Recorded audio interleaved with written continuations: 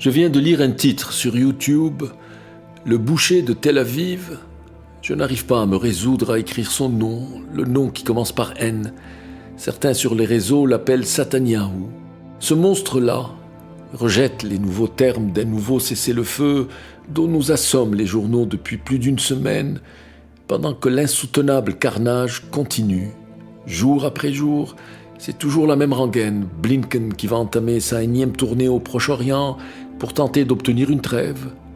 Tous les hommes de Biden sont juifs et sionistes.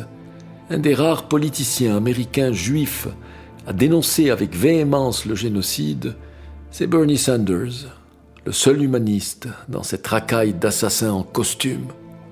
Le sionisme a pris en otage tout l'Occident.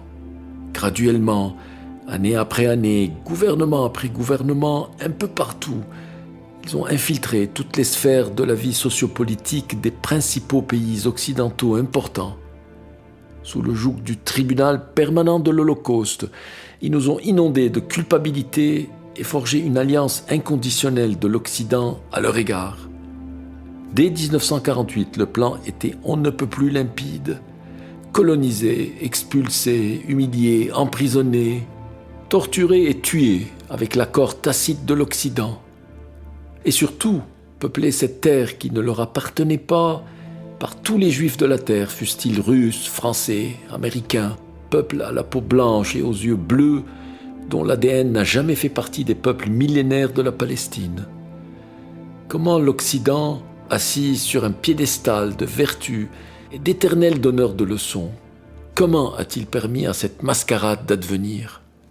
Pour cela, les sionistes ont bien compris qu'il fallait avant tout coloniser les États-Unis. Je le répète, le disque dur des États-Unis est depuis longtemps infesté de sionisme et l'AIPAC, le lobby israélien, en est le garde-fou suprême.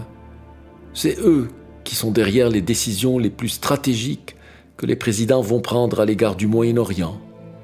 L'entité sioniste et les États-Unis forment des vases communicants inséparables. Voilà pourquoi la chute d'Israël passera par le déclin des États-Unis. Je ne vois malheureusement pas d'autre solution. Un jour, comme tout empire, l'Amérique va s'effondrer, on n'en est plus très loin.